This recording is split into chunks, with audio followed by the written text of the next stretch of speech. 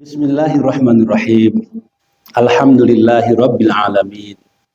Ala nikmatil iman wal islam. Wassalatu wassalamu ala asyrafil mursalin sayyidina wa habibina wa syafi'ina wa maulana Muhammadin wa ala alihi wa sahbihi ajma'in, amma ba'du. Faqala Allah ta'ala fi kitabihil karim, ya ayyuhalladzina amanu taqullaha haqqa tuqatih wa la tamutunna illa wa antum muslimun. Bapak-bapak dan ibu-ibu calon penghuni surga yang dirahmati Allah Subhanahu wa taala. Alhamdulillah, pada subuh yang berkah ini kita dapat menunaikan kewajiban kita kepada Allah Subhanahu wa taala, yaitu sholat subuh secara berjamaah. Kemudian beberapa menit ke depan kita melaksanakan juga salah satu perintah Allah dan perintah Rasul, yaitu ibadah thalabul ilmi. Semoga seluruh rangkaian ketaatan kita mendapat ridho dan berkah dari Allah Subhanahu wa taala. Amin ya Allah ya rabbal alamin. Salam dan sholawat tercurah kepada Nabi yang kita cintai, tuntunan kita, suri teladan kita, Nabi terbesar Muhammad sallallahu alaihi wasallam, yang telah membawa umat manusia minaz zulumati ilan nur.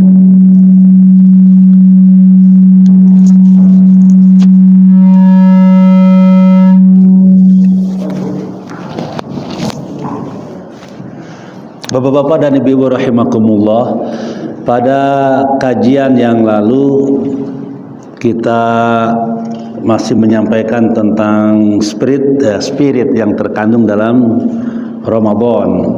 Yang saya sampaikan bisa dikatakan Ramadan sebagai syahrul ibadah, syahrul maghfirah, syahrul siyam, syahrul Quran, syahrul tarbiyah, syahrul jihad wal mujahadah, syahrul du'a, syahrul tazkiyah wal islah, syahrul ukhuwah wal jamaah, dan lain sebagainya. Dan pada kajian yang lalu kita sampai kepada syahrul siyam, bahwa Ramadan juga dikatakan sebagai bulan puasa. Dan kita telah membahas tentang makna asyam, karena ada dua kata yang Allah gunakan dalam Al-Quran, yaitu pertama as-saum, ya, itu dalam surah Maryam ayat 26. Yang kedua asyam, itu Allah ulang-ulang kata syam 9 kali, ya. Kalau dengan derivasinya bisa lebih dari 9, ya, karena ada kata antasumu juga falyasum. Tapi untuk kata asyam itu diulang-ulang 9 kali, diantaranya dalam surah Al-Baqarah ayat 183, Al-Baqarah ayat 187 2 kali, Al-Baqarah ayat 197 juga 2 kali, surah An-Nisa ayat 92, surah Al-Mujadalah ayat 4, surah Al-Maidah juga ayat 95, ya. Itu diantara, ya, kata asyam dalam Al-Quran. Yang asyam itu artinya sebagaimana kita ketahui, ya, secara terminologis, yaitu al-imsak, ya, an jami'il muftirat, ya, kal akli wasyurbi wal jima'i wa ghairiha min tulu'il fajri ila ghurubi syamsi taqarruban ila Allah. Menahan diri, mengendalikan diri dari semua yang membatalkan puasa, seperti makan, minum, ya, bersetubuh dan lain sebagainya, dari semenjak terbit fajar subuh, ya, sampai tenggelam matahari maghrib, dalam rangka mendekatkan diri kepada Allah Subhanahu wa taala. Itulah definisi daripada asyam secara terminologis. Dan kalau kita bicara kata as-saum, itu lebih luas lagi, ya, bahwa saum itu bukan hanya menahan lapar dan haus, tapi juga menahan ucapan yang tidak baik, ucapan yang sia-sia, perbuatan yang akan juga merusak pahala daripada ibadah puasa yang tadi saya sampaikan, asyam. Makanya dalam sebuah hadis yang lain dikatakan, ya laisa syiyamu Ya minal akli wasyurbi. Bukanlah puasa itu hanya menahan, mengendalikan lapar dan haus. Innamas syiyam minarrafas wal awil lagwi atau wal lagwi. Sesungguhnya puasa itu adalah mengendalikan dari perbuatan yang dilarang oleh agama, dari ucapan yang tidak senonoh, ucapan yang sia-sia, dan perbuatan yang tidak bermanfaat. Ya, makanya ketika ada orang yang bersikap bodoh kepadamu atau merendahkanmu atau nyinyirlah kepadamu, maka katakanlah aku sedang berpuasa, aku sedang berpuasa. Inilah Bapak rahimakumullah, jadi kata syam itu hakikatnya atau esensinya adalah pengendalian diri, menahan diri. Dan ini saya kira menjadi hal yang penting dalam kehidupan manusia di muka bumi ini. Karena banyaknya penyakit-penyakit sosial itu akarnya dari tidak mampu mengendalikan diri. Ketidakmampuan mengendalikan diri, banyak manusia yang terjerumus kepada perbuatan-perbuatan yang merusak kehidupannya, baik kehidupan secara individual maupun secara sosial. Itu akarnya dari ketidakmampuan mengendalikan diri. Maka Allah Maha Kasih dan sayang pada hambanya, bagaimana supaya penyakit-penyakit kehidupan ini, penyakit diri, penyakit hati, penyakit jiwa, dan penyakit masyarakat itu paling tidak hilang atau diminimalisasi lah ya dalam kehidupan manusia. Makanya dengan syariat puasa. Maka as-shaum atau asyam itu hakikatnya adalah pengendalian diri. Makanya kita sering ya, mendapatkan ayat atau hadis tentang puasa itu dikaitkan dengan pengendalian diri terhadap nafsu kebendaan, nafsu dunia. Ini misalkan ada pada surah Al-Baqarah ayat 183 sampai 188. Kemarin saya sampaikan bahwa ayat-ayat puasa itu 5 ayat ya. Al-Baqarah 183 dari mulai ya ayyuhalladzina amanu kutiba alaikumussyam kama kutiba alal ladzina min qablikum la'allakum tattaqun sampai 187. Uhilat lakum lailatas syiyam arrafatsu ila nisaikum. Nah kemudian ayat selanjutnya, ayat 188-nya ini tentang larangan Allah untuk mendapatkan rezeki atau mengkonsumsi makanan dengan cara yang batil, dengan cara yang haram, yang sesuai, yang tidak sesuai dengan tuntunan agama. Bunyi ayatnya, wala ta'kulu amwalakum bainakum bil batil wa tudlu biha ila syukam litakulu fariqam min amwalin nasi bil ism wa antum ta'lamun.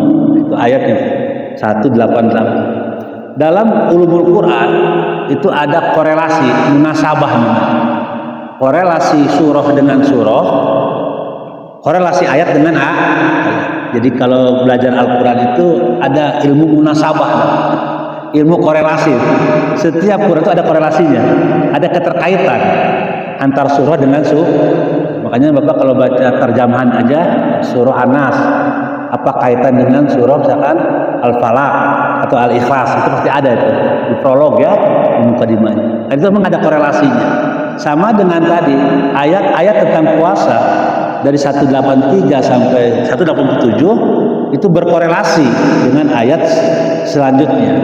Apa artinya?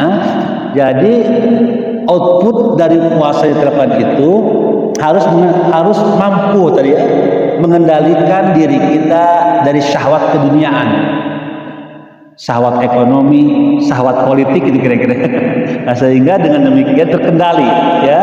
Bagaimana kita ini dapat terkendali di dalam tadi ya, mendapatkan kekayaan, mendapatkan harta benda dalam kehidupan sosial bermasyarakat, sampai juga dalam arti luas tadi dalam masalah ada ekonomi, sosial, politik dan sebagainya.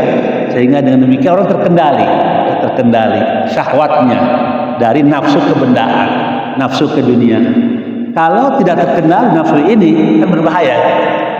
Banyak sekali kejadian-kejadian yang kita dengar, berita-berita ya di media sosial sekarang barangkali ya, karena media cetak sudah lama ditinggalkan.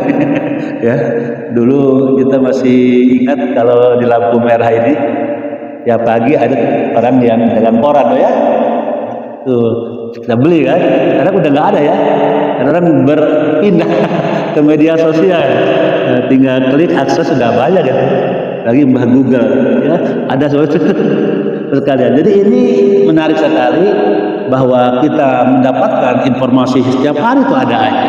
Ya, kejahatan sosial yang bersifat kebendaan, ya banyak contohnya ya. Jadi kapok-kapok gitunya, terus loba contohnya oke.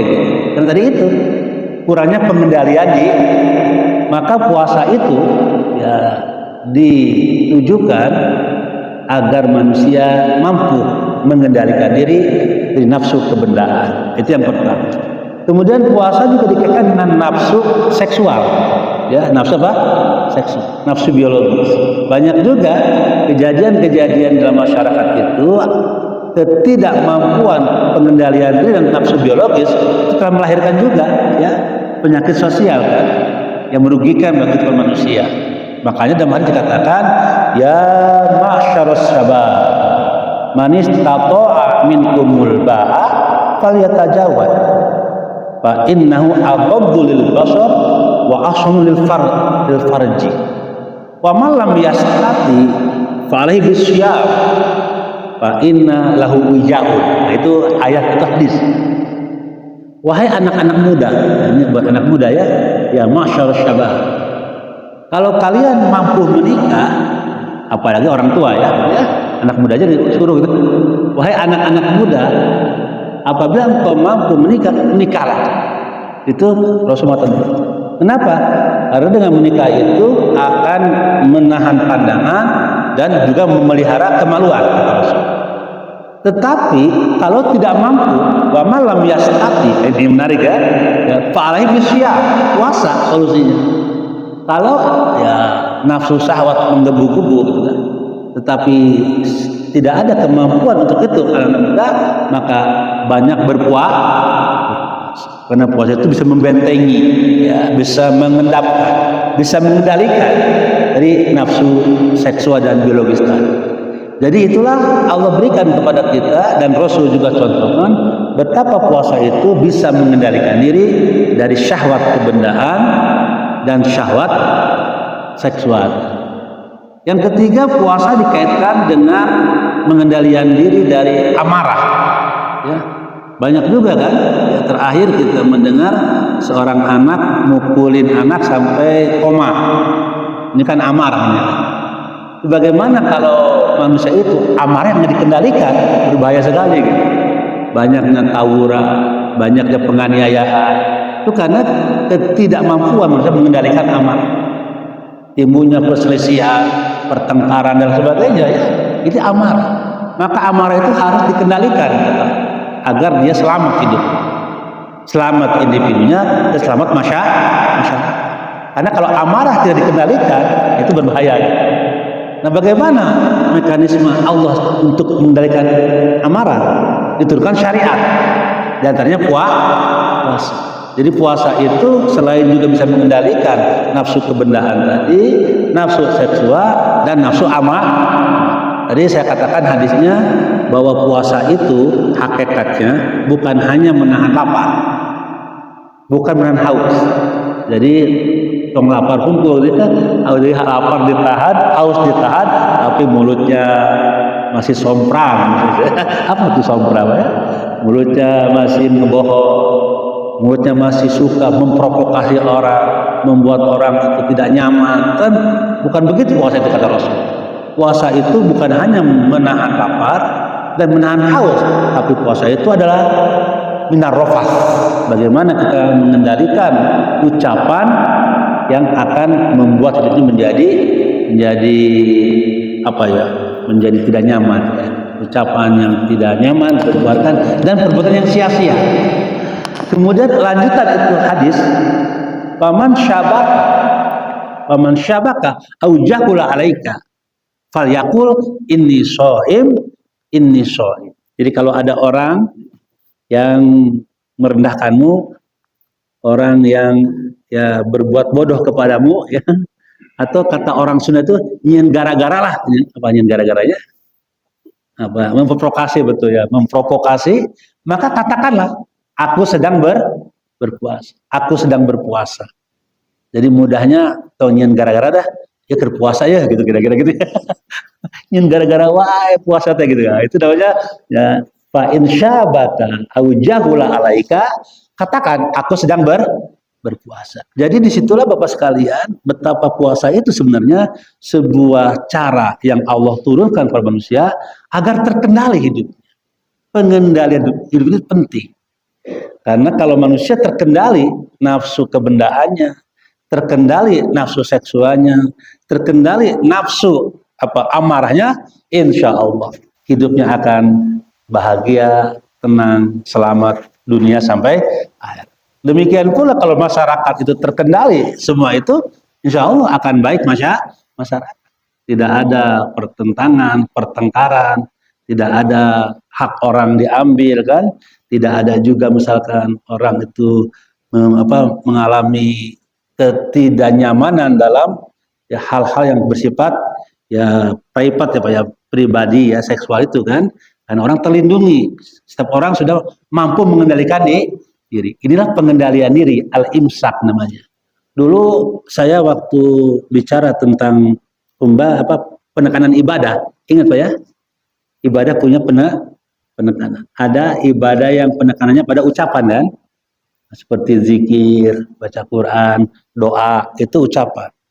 Ada ibadah yang penekanannya pada gerakan badan, seperti ada ibadah yang stressingnya ada pada harta, zakat, infak, sedekah. Ada ibadah yang penekanannya pada pengendalian diri, al-imsak, namanya puasa. Jadi esensi dari puasa al-imsak, apa? Al-imsak, al-imtina, pengendalian diri. Maka dia masuk pada definisi puasa adalah mengendalikan diri dari makan, dari minum, dari bertubuh dan lain sebagainya semenjak terbit fajar sampai tenggelam matahari untuk mendekatkan diri kepada Allah. Nah, itu definisi dari asyam. Bapak rahimakumullah. Kemudian kemarin kita menyampaikan bahwa betapa banyaknya kata puasa dalam Al-Qur'an. Diulang-ulang ya, sampai tadi berapa? 9 kali ya kata syam itu ya, dengan derivasinya mungkin bisa lebih itu kan, kata yang bermakna puasa. Kenapa begitu Allah mengulang-ulang kata asyam? Bahkan juga ada kata as-saum di hadis, apalagi banyak ya tentang kata ini. Karena ada beberapa rahasia daripada puasa. Kemarin baru satu kalau nggak salah ya. Yang pertama, rahasia puasa itu ternyata Bapak Ibu rahimakumullah tadi bisa menyucikan hati dan jiwa kita. Ya, bisa apa? Mensucikan hati, jiwa, pikiran, sekalian fisik juga ya. Itu puasa. Semuanya tersucikan lah diri kita ini dengan ibadah puasa. Bahkan puasa itu bisa mengundang ampunan dari Allah. Apa? Ampunan dari Allah itu berkorelasi lah antara ampunan dengan pensucian jiwa. Yang pertama. Makanya ada hadis yang kemarin ditanyakan oleh Bapak ya, yang hadis itu ya, bersambung ya. Barang siapa yang berpuasa di bulan Ramadan dengan penuh keimanan dan hanya mengharap dari Allah ya ridho dan pahalanya, maka diampuni semua apa? Semua dosa yang telah lalu. Dari mulai akhir balik sampai kita puasa itu kira-kira. Karena ada kata ma taqaddama. Apa Pak? Ma taqaddama min dzanbi. Jadi kata ma itu semua dosa. Man soma Ramadhana imanan wahtisaban ghufirallahu ma taqaddama min dzanbi. Barang siapa yang berpuasa dengan keimanan, dengan sungguh-sungguh ya, dengan hanya mengharap pahala ridho Allah, maka diampuni semua dosa yang telah lalu. Alhamdulillah insyaallah. Maka kata Rasul, sungguh celaka banget katanya kalau ada orang masuk bulan Ramadan, kemudian selesai Ramadan, tapi dosanya tidak terampuni. Ini orang celaka kata Rasul. Karena itu bulan penuh maghfir.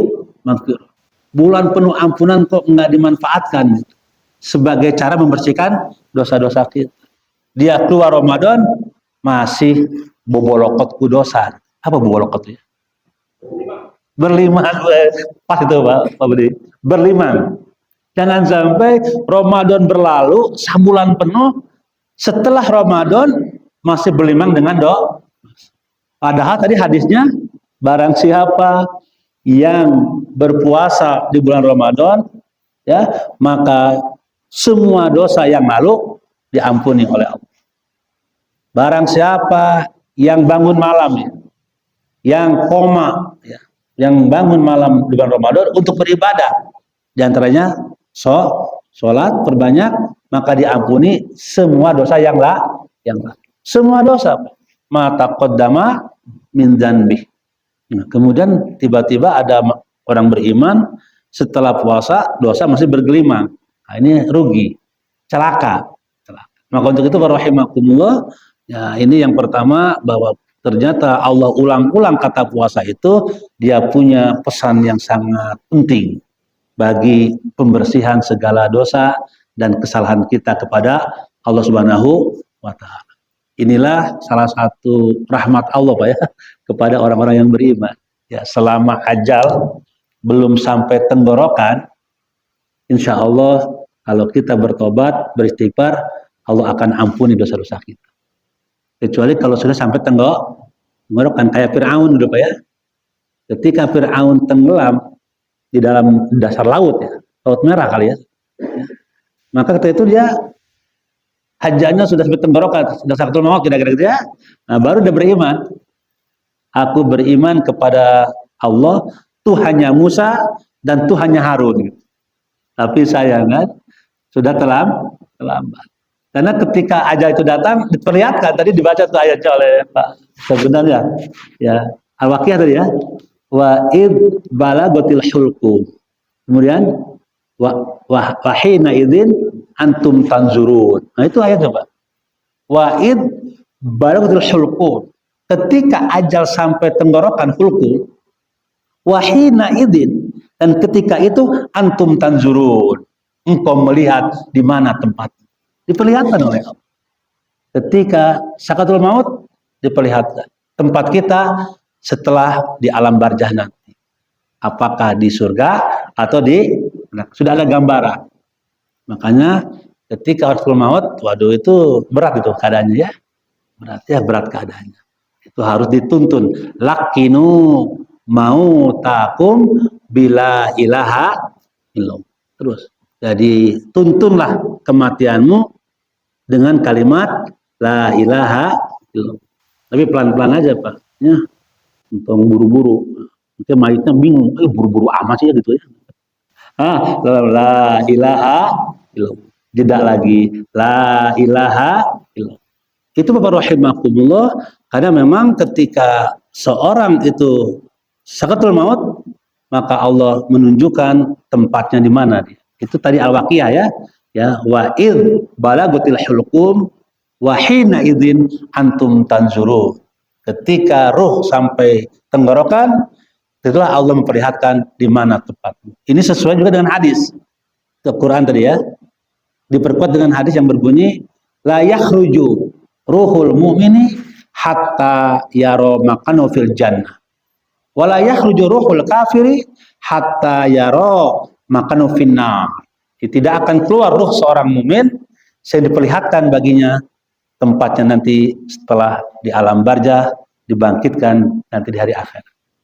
Dan tidaklah keluar di ruh seorang kafir, diperlihatkan juga tempatnya ya, di mana tempatmu nanti setelah selesai dari alam barzah ini.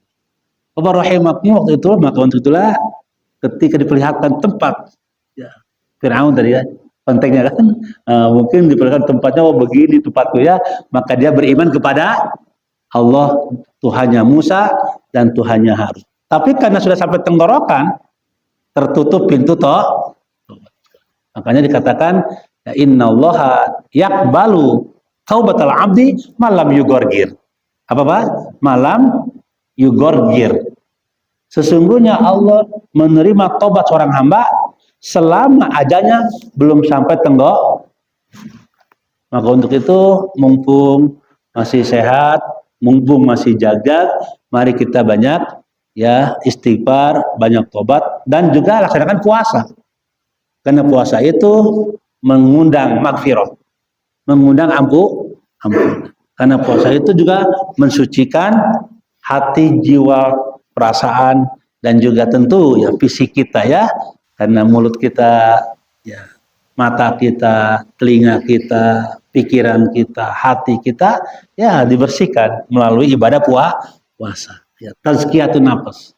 Dan saya sampaikan ujung daripada bersihnya jiwa adalah kebahagiaan, keberuntungan dunia sampai akhirat. Itu Asy-Syams ayat 9 kan? Qad aflaha man zakkaha wa qad khaba man dassaha. Itu dua ayat ya. Sungguh telah beruntung al-falah ya, orang-orang yang mensucikan jiwanya dengan puasa di antara. Jadi puasa itu tazkiyatun nafas, mensucikan jiwa. Dan sungguh telah merugi orang yang mengotori jiwanya dengan maksiat. Jadi lamun teu puasa kotor jiwanya. Lamun puasa bersih jiwana. Itu kira-kira. Tinggal milih aja. Hayang bersih, hayang kotor gitu. Lamun bersih aflaha, lamun kotor khoba. Apa Pak? Khoba. Apa arti khoba? Rugi. Celaka. Itu khoba artinya. Cilaka. Lamun aflaha, untung, selamat. Telah beruntung orang yang mensucikan jiwanya dan rugi orang yang mengotori jiwanya. Nah, salah satu cara untuk mensucikan jiwa, Allah turunkan Ramadan. Dan berbagai macam ibadah di dalamnya, diantaranya itu puasa. Itu yang pertama, jadi rahasia puasa yang pertama adalah tazkiyatun nafas. Ya, bisa membersihkan jiwa. Yang kedua, Bapak rahimakumullah, puasa itu juga ternyata bisa menyehatkan lahir dan batin. Ruh kita sehat, kuat, juga sehat juga jasmani gitu. Itu puasa. Rohani dan jasmani nggak boleh dipisahkan. Ya, sama dengan saya katakan rumah dan penghuninya. Tapi yang dikatakan rumah itu ya sebagai surga kalau baik penghuninya, bukan pada fisik rumahnya. Ya, kalau rumah itu gede, agreng, megah, isinya orang yang soleh, itu baiti janati. Rumah kecil, isinya orang-orang yang toleh. Apa toleh itu ya? Orang yang nggak soleh, neraka juga tuh rumah. Nggak semaletik, neraka deh. Nah, tapi kalau dibalik, rumah itu misalkan sederhana, tapi isinya orang-orang yang soleh.